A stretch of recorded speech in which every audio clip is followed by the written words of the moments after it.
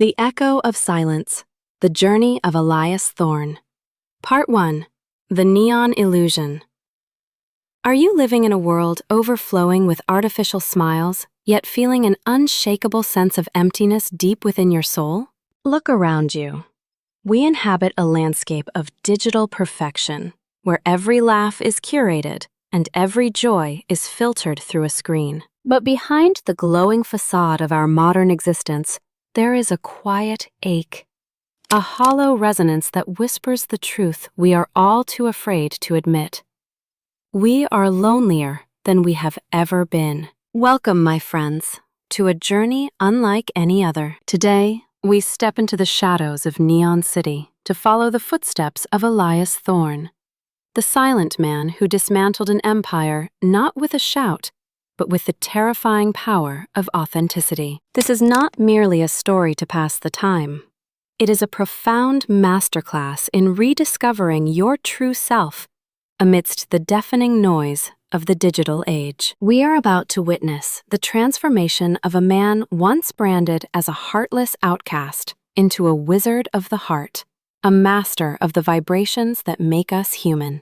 I urge you to stay with me until the very end, because the secret Elias discovered, the secret of the color of sorrow, possesses the power to alter your perspective on life forever. Part 2. The Architect of Fakes.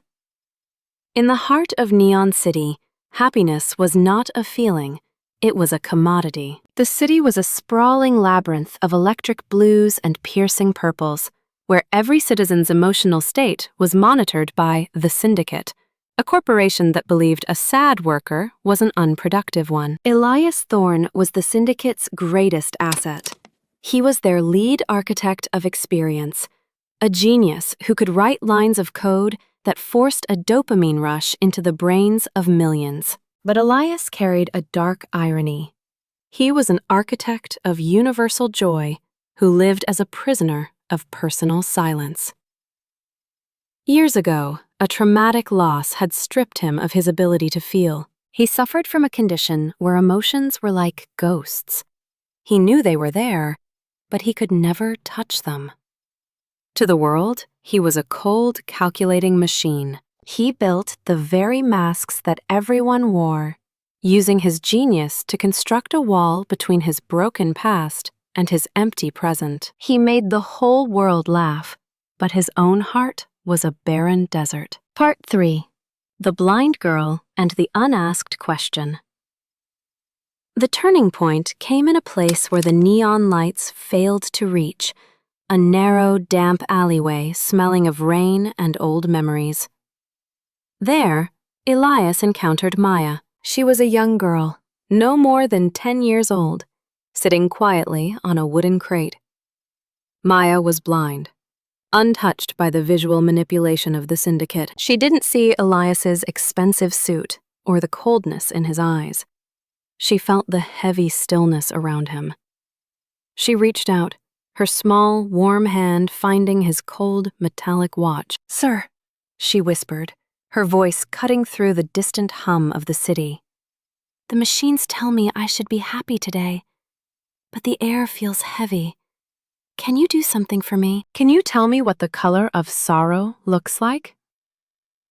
For the first time in a decade, the gears in Elias's mind jammed. He, the man who had categorized every human emotion into a binary code, had no answer. He realized that in his quest to manufacture happiness, he had deleted the most essential part of the human experience, the right to be sad. He understood then that byproduct of artificial joy is a soul that has forgotten how to heal. As the ancient philosophers knew, tragedy plus time might equal comedy, but tragedy ignored equals a slow death of the spirit. Part 4. The Great Deletion. Driven by a sudden, violent spark of conscience, Elias Thorne did the unthinkable. He thinned the lines of his code. He began to introduce glitches into the Syndicate's grid. Slowly, the forced smiles began to fade. People started to look at one another with confused, honest eyes.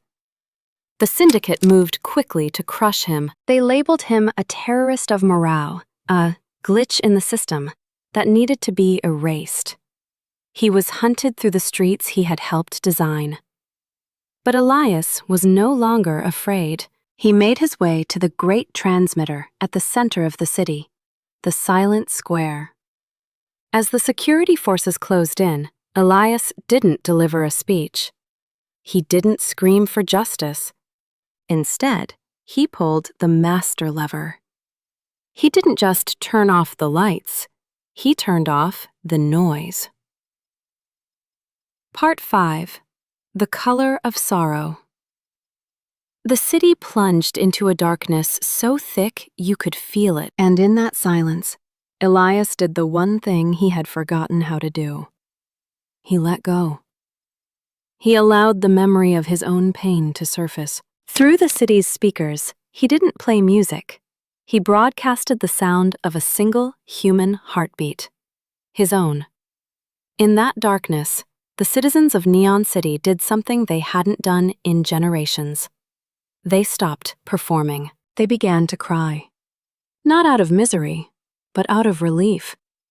They realized that sorrow wasn't a dark pit. It was a deep, velvet blue, a color that gives depth to the gold of joy. They felt the color of sorrow and realized it was beautiful because it was real.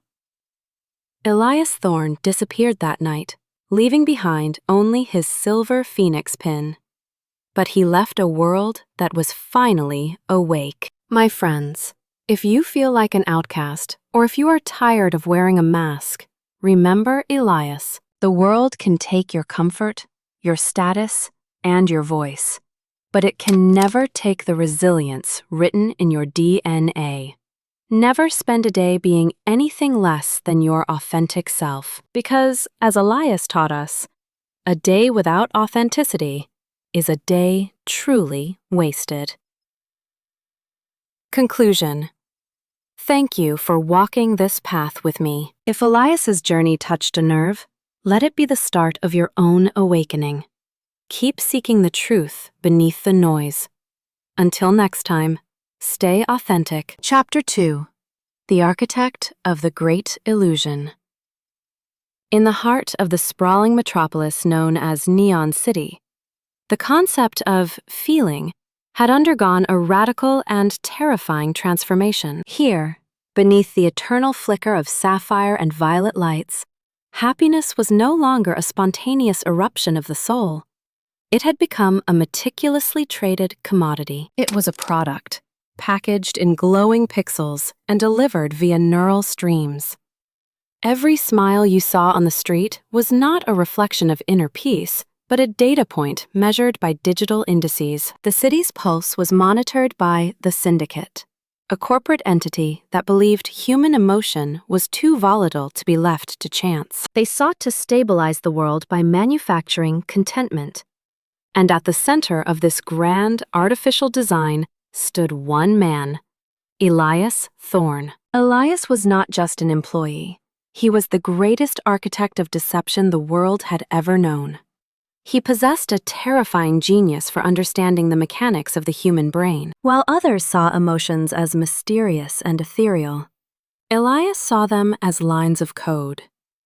He spent his days in a high-tech sanctuary of glass and steel, designing the complex algorithms that governed the city's mood. He knew exactly which frequency of blue light would suppress anxiety, and which precise sequence of sounds would trigger a synthetic rush of dopamine. Through his work, he ensured that millions of people woke up believing they were happy, even as their lives drifted into a hollow, robotic repetition. But have you ever stopped to wonder about the person behind the curtain? You see, the world looked at Elias and saw a god of prosperity. But the truth was far more tragic. We often mistake laughter for a sign of wellness. But in reality, laughter is frequently the most sophisticated mask we wear. It is not always an expression of joy. For many, it is a survival mechanism, a desperate shield against the crushing weight of reality. For Elias, Every algorithm he perfected and every artificial smile he generated was a metaphorical brick. He wasn't just building a digital paradise for the masses. He was building a colossal, impenetrable wall around his own heart. This wall served a singular, dark purpose: to separate his present self from the shattered remains of a past he could no longer bear to face. Years ago, a devastating loss had left his soul in ruins, a tragedy so profound that it had rendered his emotional world unrecognizable. By focusing on the happiness of the millions, he could ignore the silence of the one. The irony was as sharp as a blade. Elias Thorne had the power to make an entire civilization feel a sense of ecstatic wonder. Yet he himself was a ghost in his own body. He lived in a state of absolute emotional numbness, a condition known as a frozen heart. He watched the crowds below his balcony, people weeping with artificial joy because of a code he had written. And he felt nothing. No pride, no guilt, no sorrow. Just a vast, echoing void. He had become a master of the surface. He understood the curve of a lip and the crinkle of an eye, the physical manifestations of a laugh, but the why behind those movements was a language he had forgotten how to speak. He was like a composer who was deaf, or a painter who had gone blind. He moved through the neon-drenched streets like a phantom, a man who had sold his own capacity for truth in exchange for the ability to control the truth of others. In this digital era, the syndicate praised him as a hero of the new age. They believed he had solved the problem of human suffering. They didn't realize that by removing suffering, Elias had also removed the possibility of genuine ecstasy. You cannot have the peak of a mountain without the depth of the valley. And Elias had flattened the world into a beautiful sunlit plateau where nothing ever grew and nothing ever died. His life was a masterpiece of superficiality. He would return to his minimalist apartment, surrounded by the finest luxuries the city could offer, and sit in the dark. In those moments, when the neon hum of the city faded into the background, the wall he had built would begin to tremble.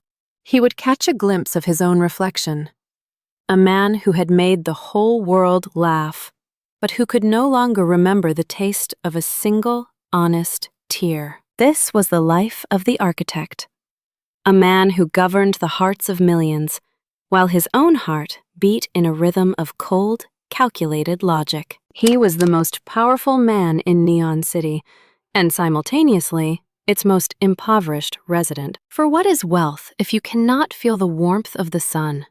And what is success if you have traded your soul for a digital imitation of a smile? Elias Thorne was about to discover that walls, no matter how well constructed, are eventually destined to crumble.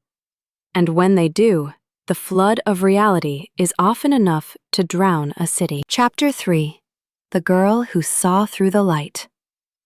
The transformation of Elias Thorne did not begin with a grand explosion or a public rebellion. It began in the silence of a forgotten corner, far beneath the towering spires of the syndicate's headquarters. It happened in a place where the neon glow flickered and failed, swallowed by the damp shadows of an alleyway that smelled of rain and iron.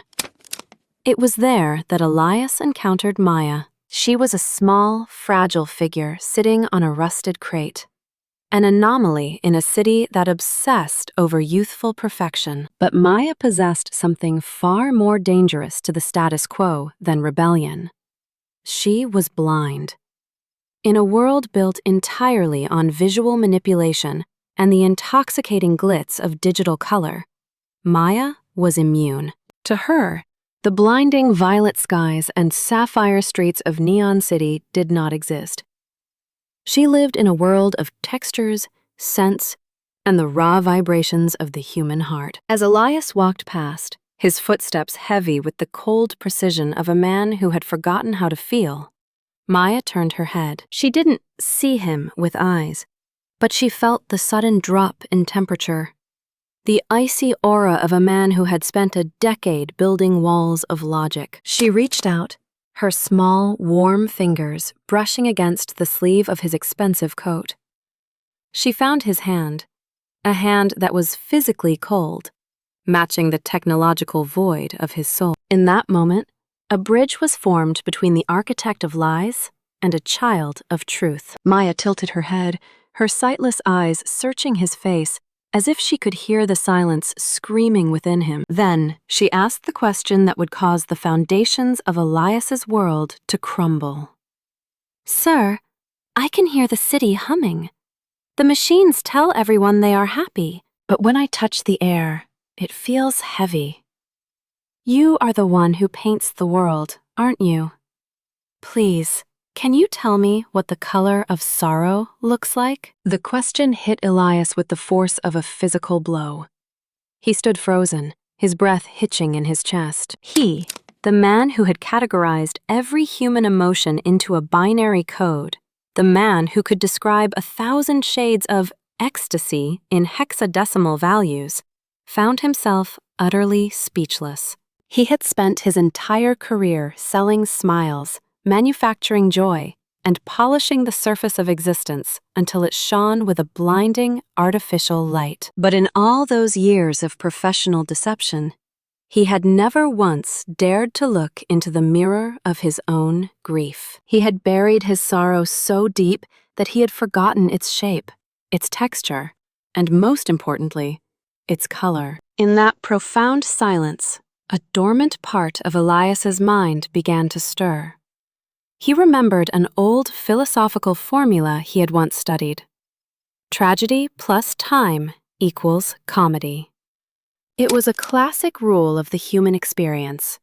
The idea that our greatest pains, given enough distance, can become the source of our laughter. It was the very foundation of the Vua He persona that had once inspired the world before the age of neon. But as he looked at Maya's innocent, expectant face, Elias realized the terrifying inverse of that formula.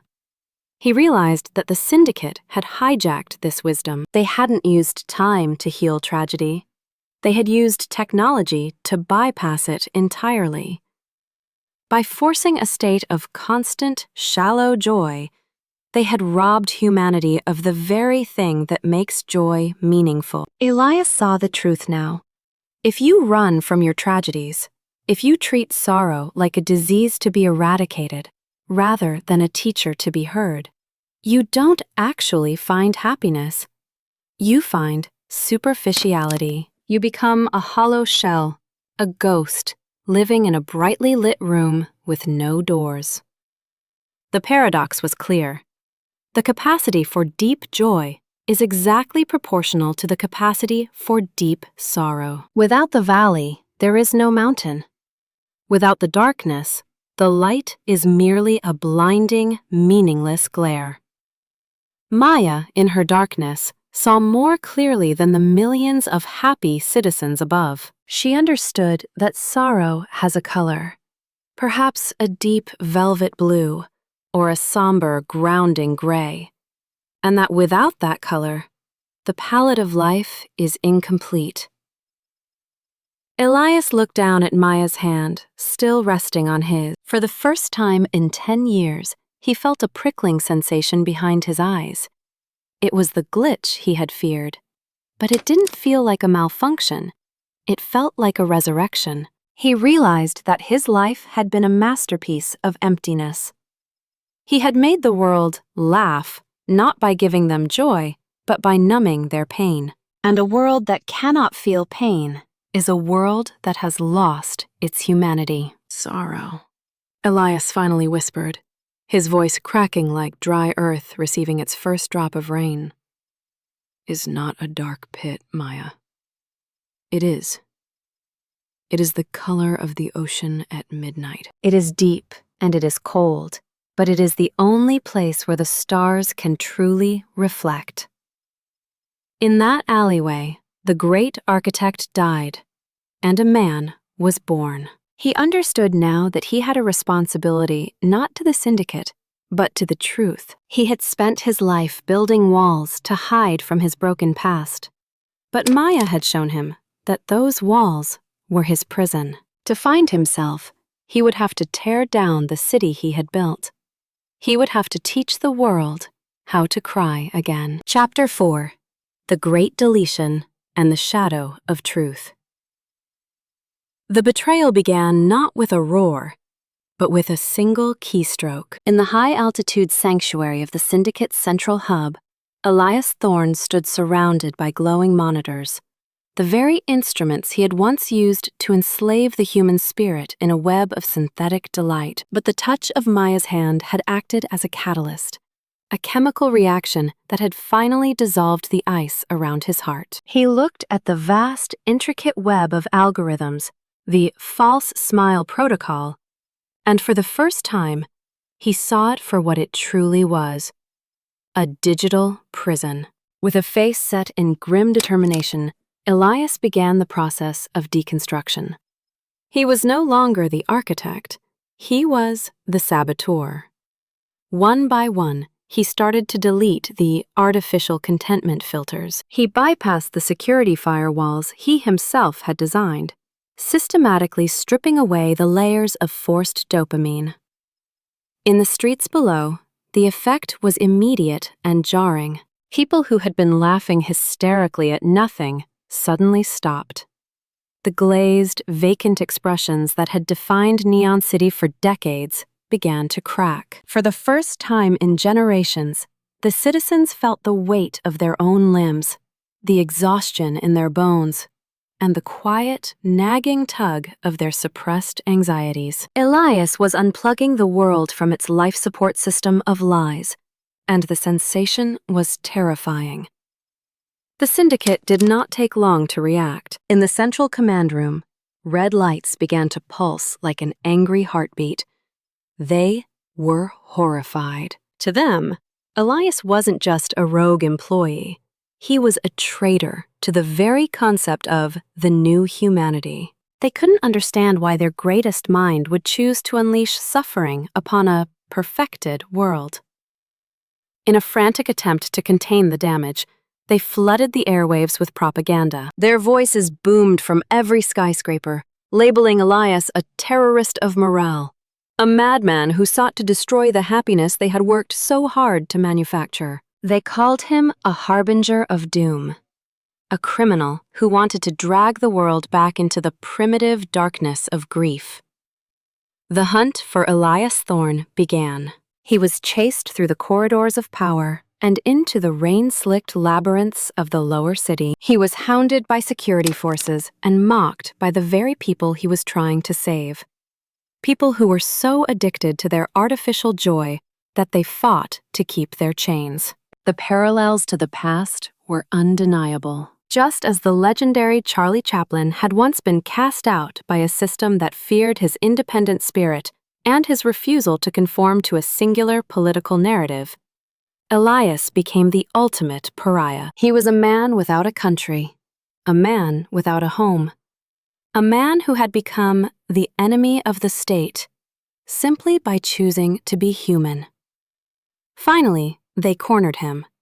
Elias was driven toward the Silent Square, a massive circular plaza at the very heart of Neon City. It was a place designed for celebration, surrounded by the most powerful light projectors in the world. Machines capable of turning night into a blinding, shadowless day. The Syndicate's forces surrounded the plaza, their weapons drawn, their faces hidden behind sleek, emotionless helmets. High above, the CEO of the Syndicate projected his voice through 1,000 speakers. Elias, look at what you have done. You have brought back the cold. You have brought back the doubt. Surrender now, and we can restore the light. Why would you choose to let them suffer? Elias stood in the center of the square, a small, solitary figure against the overwhelming glare of 1,000 artificial suns. He looked up at the cameras, his eyes no longer cold, but burning with a fierce, rediscovered fire. He didn't offer a speech of self-defense. He didn't beg for mercy. Instead, He reached into his pocket and pulled out a small, custom-built device, a zero-point interrupter. Because, Elias's voice whispered, yet somehow it seemed to carry further than the syndicate's megaphones. The light you gave them was a lie that blinded them to the stars. In one swift motion, he activated the device. The result was a shockwave of absolute negation. It wasn't just a power outage, it was a total reclamation of the night. Starting from the silent square and rippling outward with lightning speed, the neon died. The blue fires of the skyscrapers flickered once and vanished. The sapphire streetlights turned to glass. The neural streams were severed. Within seconds, the most illuminated city in the history of the world was plunged into a darkness so deep, so profound, that it felt physical. The silent square finally lived up to its name. The sirens stopped. The propaganda screens went black. The only sound left was the wind whistling between the steel canyons and the collective intake of breath from 1 million people. In that absolute darkness, the citizens of Neon City were forced to do the one thing they had avoided for a lifetime. They had to sit with themselves. They were alone in the dark, with nothing but their own thoughts, their own fears, and for the first time in an eternity, their own truth. Elias had given them the greatest gift of all, the freedom to feel the silence. Chapter 5. The Symphony of Silence and the Eternal Flame. The darkness that enveloped Neon City was not a void. It was a sanctuary. In the minutes and hours following Elias Thorne's final act of defiance, a strange and miraculous phenomenon occurred. For decades, this civilization had been defined by noise, the hum of servers, the glare of advertisements, and the endless, forced chatter of a society terrified of its own thoughts. But when Elias pulled the master lever, he didn't just kill the power, he killed the distraction. Why did Elias choose silence when the rest of the world was screaming for attention? The answer lies in the profound limitation of language itself. Words, while beautiful, are often the very tools we use to build walls. They allow us to argue, to categorize, to judge, and to divide ourselves into us and them. Language can be manipulated by corporations like the Syndicate to sell a lie. But emotions? True, raw, visceral emotions are a universal currency. A tear requires no translation. A shiver of fear is understood in every corner of the globe. A sigh of relief is a melody that belongs to everyone. By silencing the world, Elias forced us to return to a language that predates speech, the language of the soul. In that absolute velvet blackness, the people of Neon City began to hear things they had ignored for a lifetime. They heard the settling of the buildings. They heard the wind rushing through the steel canyons. But most importantly, they heard the steady, rhythmic thrumming of their own hearts.